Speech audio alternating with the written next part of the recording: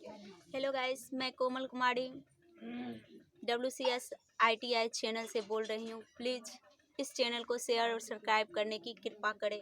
आप लोगों की दुआ से ही मेरे चैनल का ज़्यादा सब्सक्राइबर हो पाएंगे, ताकि मैं भी एक यूट्यूबर बन पाऊँ। आज मेरा टॉपिक है कि ITI करने के क्या फ़ायदे हैं। ITI के कोर्स 2 साल 6 महीना 1 साल के होते हैं, जिसमें से एक मैकेनिकल होता है, इलेक्ट्रॉनिक्स होता है, इलेक्ट्रिकल होता है, फिटर होता है, वगैरह वगैरह बहुत सारे कोर्स होते हैं। जिसको जिस तरह से अनुभव होता है, जैसा करना होता है वो करते हैं। ITI एक प्रकार के गरीब लोग के बच्चे, गरीब फैमिली के बच्चे करते हैं, जिन्हें पैसों की कमी रहती है और जॉब करने का तत्काल तुरंत रीजन हो। ऐसे मैक्सिमम बच्चे अभी 12th करके BSc BCom करने के बाद सोचते हैं, लेकिन उनको अभी इस टेक्निकल के ज़माने में BSc BCom करने से पहले उनको सोचना चाहिए कि हमको ITI करना चाहिए। ITI करने के बाद उनको कम समय में जल्दी जॉब मिल सकता है। आज के टेक्निकल ज़माने में एक टेक्निकल डिग्री होना बेहद आवश्यक है। ITI करने के बाद उन्हें किसी भी कंपनी में जॉब करेंगे तो कभी भी 20,000 से मैक्सिमम जॉब मिलेगा और ऑफिशियल वर्क भी मिलेगा।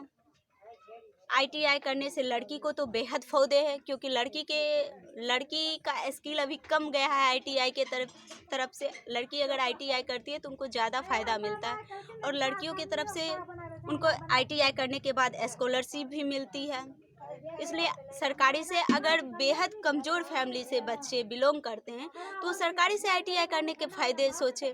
सरकारी से भी ITI कर सकते हैं, उसके बाद प्राइवेट से भी कर सकते हैं। प्राइवेट से करने के बाद उन्हें पैसे लगते हैं, लेकिन सरकारी से करने के बाद उनको पैसे नहीं लगते। लेकिन सरकारी से एक ये फ़ायदा होता है कि पैसे तो नहीं लगते हैं, लेकिन मार्क्स उनको कम आते हैं। लेकिन प्राइवेट से करने के बाद उनको प्रैक्टिकल का मार्क्स अच्छा होता है। पहले तो ITI का एग्ज़ाम होता था NCVT और SCVT की तरफ से। अब SCVT को भी NCVT बना दिया गया है, लेकिन NCVT का पहले भी एग्ज़ाम ऑफलाइन होता था, अब ऑनलाइन होने लगा है। अब ऑनलाइन एग्ज़ाम होने लगा, उसमें भी थ्योरी, WCS, इम्पेबिलिटी स्किल, ये सब का एग्ज़ाम ऑनलाइन होता है। जबकि ड्राइंग और प्रैक्टिकल का एग्ज़ाम ऑफलाइन और उनके अपने कॉलेज सेंटर पे होता है, क्योंकि उनका होम सेंटर पड़ता है। बाकी सारे सब्जेक्ट का ऑनलाइन एग्ज़ाम हो रहा है। इसलिए ITI के बच्चे को ये नहीं सोचना चाहिए कि हम एडमिशन करा लें और पढ़ने से कोई फ़ायदा।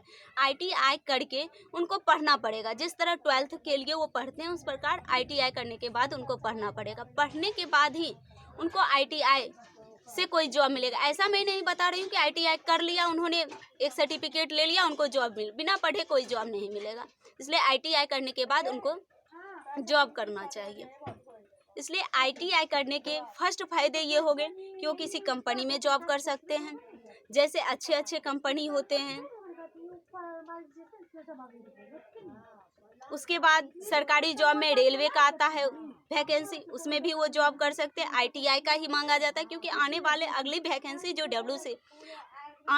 अगली रेलवे की वैकेंसी है, वो ITI के बेसिक से ही निकाला जा रहा है। ऐसा सरकार का कहना है, क्योंकि पिछली बार ही उन्होंने ऐलान की थी कि रेलवे का ग्रुप D का फॉर्म वही बच्चा भर सकता है जो ITI किया हुआ। लेकिन स्टूडेंट के धरना पे बैठने की वजह से ITI के कैंसिल कर दिया गया। लेकिन जो अगली बार 2023 में या 24 में वैकेंसी आने वाली है, वो वही बच्चा फॉर्म भर सकता है जो ITI किया हुआ है। इसलिए ITI करने के बेहद फ़ायदे हैं। और ITI करने के ये भी फ़ायदे हैं कि वो अप्रेंटिस कर ले, अप्रेंटिस भी कर सकते हैं। अप्रेंटिस करेंगे उस टाइम भी उनको एक सर्टिफिकेट मिलेगा। उसके बाद वो उसी जहाँ से अप्रेंटिस किए हैं उसी कंपनी में जॉब के लिए अप्लाई कर सकते हैं, वहाँ पे रह सकते हैं। उसके बाद 20,000 से ज़्यादा पैसा वो कमा सकते हैं। लेकिन BSc BCom करने के बाद ऐसा कुछ नहीं, क्योंकि BSc BCom करने के बेहद बच्चे BSc BCom कर चुके हैं। उसके बाद उनको जनरल कंपटीशन में जाना है। जनरल कंपटीशन ITI करके भी बच्चे जनरल कंपटीशन में जाते हैं, उनको रेलवे का एग्ज़ाम में बैठना है। लेकिन ITI करने वाले बच्चों के लिए एक फ़ायदा होता है कि रेलवे में जो बच्चे जाते हैं ITI करके, उनको साइड से बेनिफिट मिलता है। अगर वो ग्रुप D की वैकेंसी अभी फ़िलहाल भरे होंगे और वो ITI कर लिए होंगे, उनको कंप्लीट हो गया, अगर उनका एग्ज़ाम निकल जाता है ग्रुप D, तो ITI का सर्टिफिकेट लगाए तो उनको डायरेक्ट 6 महीने के बाद उनको अगला प्रमोशन मिल सकता है। ITI करने के ये सारे फ़ायदे हैं। और ITI करने के बाद आप फ़ायदे ढूंढते हैं तो बहुत सारे फ़ायदे होते हैं। ITI करने के बाद वो इलेक्ट्रिकल से ITI करते हैं, तो अगर सपोज डैट ITI करके वो घर में कभी नहीं बैठ सकते। पहली मेरा क्वेश्चन है, ITI करके पुअर से पुअर स्टूडेंट, जो गरीब से गरीब फैमिली का बच्चा भी है, वो ITI कर ले तो घर में कभी नहीं बैठेंगे, ये मेरा कहना है। तो मेरे नज़र में सिर्फ ITI करने के फ़ायदे हैं। BSc BCom करके कोई जल्दी जॉब नहीं ढूंढ सकता है, लेकिन ITI करने के बाद जल्दी मिलता है, क्योंकि अभी टेक्निकल ज़माना है और टेक्निकल से एक साइड से टेक्निकल डिग्री होना बेहद आवश्यक है। इसीलिए ITI करने के बेहद फ़ायदे।